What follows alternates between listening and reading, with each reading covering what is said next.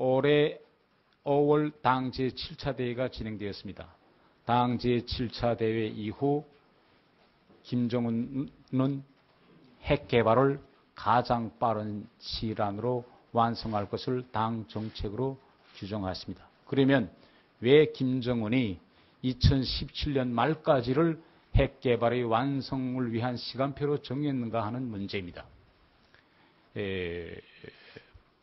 북한이 핵 개발의 적기로 보는 것은 한국에서 대통령 선거가 진행되고 미국에서 대통령 선거가 있은 이후 정권 인수 과정이 진행되는 2016년부터 2017년 말까지를 북한은 가장 적기로 봅니다.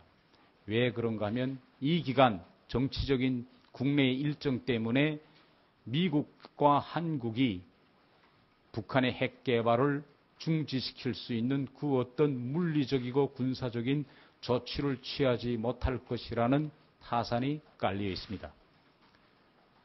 북한의 견지에서 보면 자유민주주의 체제에 두 가지 단점이 있다고 보고 있습니다. 하나는 미국이나 한국에서 보수가 집권하든 진보가 집권하든 새로운 정권은 반드시 북한과 그 어떤 새로운 정책을 시도할 것이고, 두 번째로서는 정권이 바뀌면 사람도 정권을 운영하는 팀도 다 바뀐다는 이런 두 가지 타산이 깔려 있습니다. 네, 지난 8월 기순한 태영호 전 공사죠. 오늘 오후 2시에 정부 서울청사에서 기자들과 공개적으로 첫 공식 간담회를 가졌습니다. 자신이 망명한 이유와 북한의 실상, 그리고 핵무기 위협 등에 대해서 내밀한 얘기를 털어놨습니다. 관련해서 북한 전문가 전화로 연결해서 한번 얘기를 들어보겠습니다. 고영한 국가안보전략연구원 부원장 연결되어 있습니다. 부원장님. 안녕하세요. 네, 한번 몇 가지 여쭤보겠습니다. 태영호 공사가 지금 기자 간담회 나오면서 좀 다리를 절었다는 소식입니다. 그런데 얼굴 표정은 편안한데 혹시 왜 다리를 좀 절고 나왔는지 어떤 알고 계시는 이유가 있습니까? 그건 제가 아는 건 특별한 사유를 알고 있지 않고요. 네. 건강한 몸이라는 것은 알고 있습니다. 아마 무슨 운동 같은 거 하다가 아마 다리를 잠깐 삐끗하지 않았나 생각이 듭니다. 네, 뭐 다른 특별한 건 아니다. 네, 네, 알겠습니다. 네. 자, 태영호 공사가 이렇게 얘기했습니다. 북한 핵 개발이 마지막 단계에 왔다. 그럼 지금 상황 자체가 그렇게 임박했다는 얘기로 봐야 될 것 같습니까?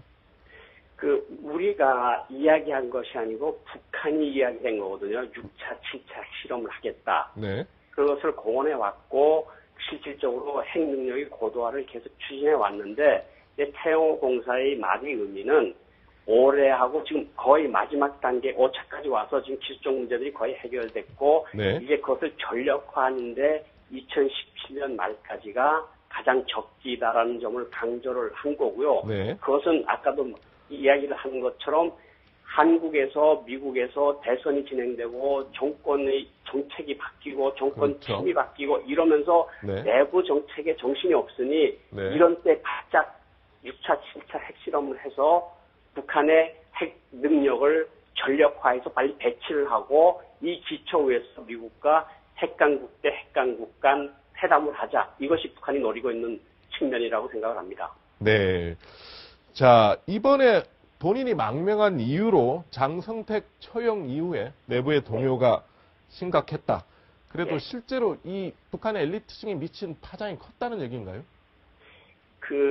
김일성이도 김정일이도 자기 사위나 자기 매형을 죽이지 못했거든요. 네. 그런데 그 손주 때 와서 그 집안의 가장 큰 어른이고 그리고 김일성이 따진 김경희가 아직 물리적으로 생존에 있음에도 불구하고 장성택을 뭔 소린가 하면 당정군 엘리트들이 김정일, 김일성과 같이 한 배를 탔다는 그런 공동의 배 의식으로 사실 사람들을 끌고 왔는데 네. 이제는 사람들이 장성택이가 죽고 현영철이 인민무력부장이 별 4개 달린 사람을 총살하는 걸 보면서 저 사람이 탄 배는 김정은이 탄 배고 네. 우리 엘리트들이 탄 배는 또 다른 배고 네. 주민들이 탄 배는 다른 배다. 그러니까 이것이 우리가 하고 공동 운명체가 아니니까 저 사람을 위해서 우리가 목숨 바칠 필요가 없다. 결국은 사람들한테 준 정신적 충격이 장성택이 같은 그런 거물도 죽이는데 우리 같은 차관이나 장관 하나 죽이는 거는 다리 목숨 죽이는 것보다 더 쉬운 거 아니냐. 이런 것을 해서 극도의 공포감을 가지고 당내에 대해서 미래에 대해서 김정은 체제에 대해서 희망을 가지지 않고 절망하고 좌절하고 있다는 게 이게 가장 큰 차이점이라고 할 수 있을 것 같습니다. 아까 조금 전에 그 공개 회견 마지막 석상에서 보여준 장면이 좀 눈길을 끌었습니다. 직접적이고 상당히 좀 적극적으로 탈북을 독려하는 발언이 있었는데 좀 어떻게 보셨습니까? 그러니까 이제 그 북한에서 온 부류 당정군 엘리트 중에서도 여전히 이름을 바꾸고 그냥 연구 업무나 어떤 자기가 하고 싶었던 일을 하면서 조용히 지내는 사람들이 있고요. 네. 또 이번에 이 태공사 같은 경우는 적극적으로 뭔가 하겠다. 내가 통일에 기여를 하겠다. 통일은 언젠간 오는데 저도 이야기를 들었습니다만은 통일이 오는데 우리가 가만히 있어서 통일 때 너는 뭐 했냐? 이럴 때 후대들에게 뭐라고 답변을 해줄래? 그런 의식이 굉장히 강했다 그러거든요. 그러니까 나는 싸울 거고, 김정은 독재 체제를 반대해서 싸울 거고, 내가 할 수 있는 모든 것을 다 하겠습니다. 이게 굉장히 정말 최근에 들어와서, 긍정적인 변화라고 볼 수 있는 게, 참 대담하고, 참 적극적이고, 대한민국과 나라의 통일과 한반도의 안정을 위해서라면 내가 한 목숨 바치겠다. 이렇게 나오는 거는 저로서는 굉장히 바람직한 행동이라고 보고요. 굉장히 긍정적이고, 사람 참 괜찮다. 이런 생각을 여러 번 했습니다. 네. 마지막으로 한번 여쭤보겠습니다. 오늘 언론 보도에 따르면 이 북한 간부들이 좀 속으로는 이 태영호 공사 망명 상당히 좀 부러워한다면서요? 태영호 공사가 외국에 있다고 하지 않았습니까? 그러니까 외국에서 가족과 같이 아들 다 데리고 온 거에 대한 어떤 동경이죠. 그러니까, 동경. 자기네는 와도 혼자 올 수밖에 없고, 집사람도 데려오지도 못하고, 아이들을 못 데려오는데, 외교관이라는 특수한 직책을 활용을 해서, 자녀들까지 다 데리고 와서 한국으로 간 거는 정말 기적이다. 이런 일이 우리한테는 왜 안 일어나느냐. 이런 말들을 많이 한다고 합니다. 네. 네, 부원장님, 감사합니다. 네, 수고하십시오. 자, 정우영 의원께 한번 여쭤보겠습니다. 이쪽 전문가시니까 조금 전에 태영호 공사가 구체적으로 미국과 우리나라의 정치 일정을 좀 언급을 했습니다. 이 정치 일정에 맞춰서 보면 어차피 대통령 선거 우리는 조기 대선이 불가피한 것이고 미국은 당장 내년 1월에 트럼프 정부가 출범하니까 새 정책팀과 보면 또 뭔가 바꾸지 않겠느냐.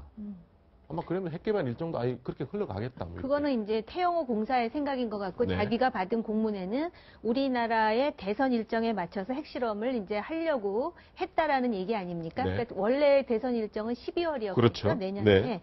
그리고 여러 가지 얘기를 했는데요.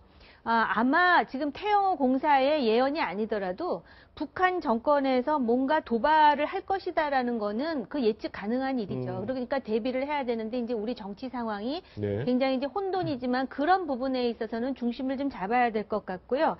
단지 이제 그 통일을 위해서 자유를 위해서 이제 싸울 준비가 돼 있다 이런 말을 했다니까 굉장히 감동적이고 인상적인데요. 사실 동유럽이나 또 중국의 어떤 변화 과정에서 보면 사실은 그 투쟁은 일단 내부에서도 일어나줘야 되는데 그런 건 없지 않습니까? 일단 이제 탈북을 해가지고 이제 들어와서 자유를 만끽하고 감사해야 하는 것에 대해서는 굉장히 인상적인데 여기에 그 자유만큼이나 자본주의 사회에서는 스스로 자립하고 자기 삶을 책임져야 된다라는 부분도 이제 엘리트로서 들어온 만큼 그 탈북자들에게 어떤 그런 것을 이렇게 주도할 수 있는 그런 어떤 하나의 그 공감 있는 그런 어떤 리더가 되었으면 좋겠다라는 생각을 해보게 됩니다. 개인적으로. 네, 저 의견을 얘기하면은 보통 과거에 북한이 보면 대선 직전 같은 혼란기에 일종의 도발을 일으키고 그리고 새 정부와 협상을 하는 이런 전략을 많이 갖고 왔었거든요. 그런데 이번 같은 경우는 조기 대선을 치러지기 때문에 실제로 그러한 전략을 할지는 원래는 정기 대선이 12월에 있으면은 저는 아마 계획을 했을 텐데 미국의 또 정부도 새로 들어서서 완전히 대북 정책이 확고하게 잡히지 않은 상황이고 우리도 대선을 치더라 좀 혼란기에 일단 이렇게 일을 저지르고 핵을 지렛대로 새 정부와는 이제 앞으로 대화를 잘해봅시다라고 하는 이런 소위 전통 전통적인 이런 수법을 써왔는데 네. 이번에 조기 대선이 다가왔기 때문에 만약에 도발을 할 경우에 그런 북풍 같은 게 불면서 혹시 보수 여권에 유리하게 작용할 가능성도 있기 때문에 네. 이번엔 전술적으로 굉장히 고민할 거로 보입니다. 네, 알겠습니다. 네, 지금 두 분 말씀 고맙습니다.